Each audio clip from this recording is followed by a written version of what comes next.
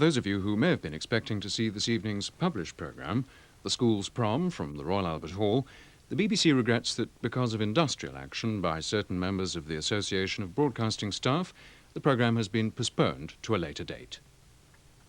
In 5 minutes, Hugh Sykes-Davies, Fellow of St John's College, Cambridge, is the subject of the Don's Tale in Tales of 12 Cities. That's after the news summary with Margaret Hounsell. Good evening. And today's main story, a man was killed in Oxford Street in the West End of London when a bomb went off in a Wimpy bar late this afternoon. It's understood he was a civilian bomb disposal expert working for the police. The area around Oxford Street was crowded at the time, many of the shoppers being children who'd just started their half-term holiday. Shops were quickly evacuated and streets and underground stations in the area were closed. An anonymous caller had earlier telephoned a Fleet Street news agency, warning that bombs had been left at the Wimpy bar in Oxford Street and at nearby Debenhams and in Bourne's department store, formerly Bourne and Hollingsworth. The bomb at Debenhams was found with the help of sniffer dogs and made safe, but nothing was found at Bourne's.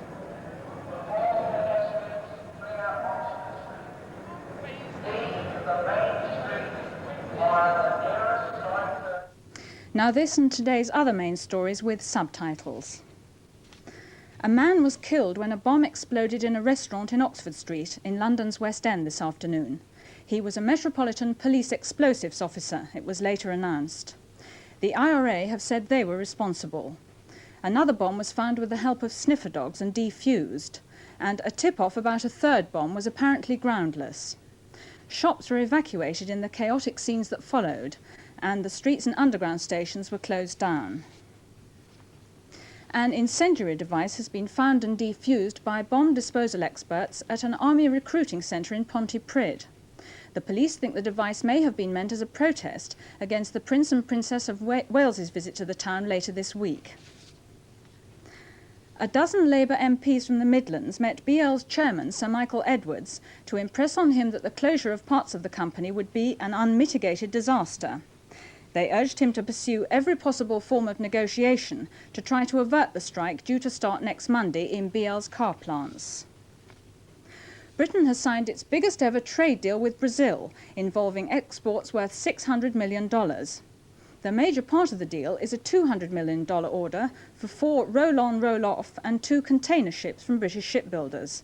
The yards involved have yet to be named. Mr. John Biffin, the Trade Secretary, has described the contract as a major boost for jobs.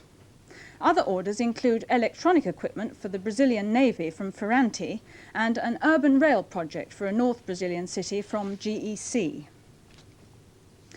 The 3 Birmingham prison officers accused of murdering Barry Prosser will stand trial in Leicester Crown Court in the new year. The officers, Howard Price, Eric Smith and Melvin Jackson, all pleaded not guilty at Birmingham Crown Court and were granted bail. An inquest jury decided that Prosser, who was aged 32, had been unlawfully killed after he was found dead in his cell at Winson Green Jail in Birmingham.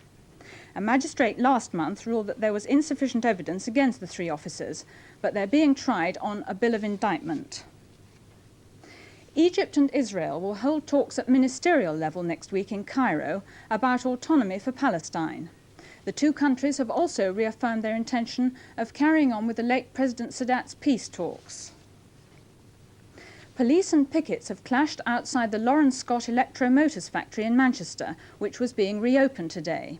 The plant's been closed for 6 months and was being reopened by the management with under a third of the original workforce. Today's bombing in London is the 3rd in a month in the capital.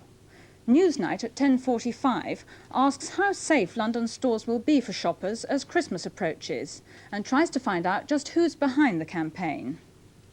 Charles Wheeler in Poland has been visiting a town where everyone's on strike because they can't get enough to eat. And will report on the secret contacts between management and unions at BL to avert next week's strike. So join us for Newsnight at 10:45. And now a look at the weather. Rain over northern and western areas will reach most eastern parts this evening. By morning, showery weather will have followed the rain to all but the southeast.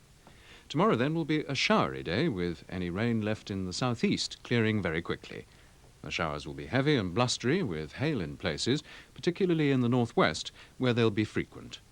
It'll become very windy by morning with gales in many northern and western parts. The wind and showers will make it feel cold tomorrow, temperatures up to 10 centigrade, that's 50 Fahrenheit. And that's the weather. A look now at programmes for tonight on BBC2. At 9:30, Horizon, butterflies or barley.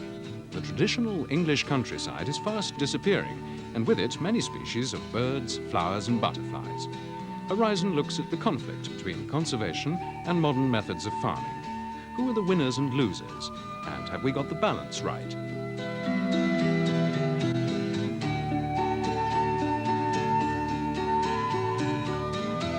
That's Horizon at 9:30. There's further coverage of international snooker at 7:40.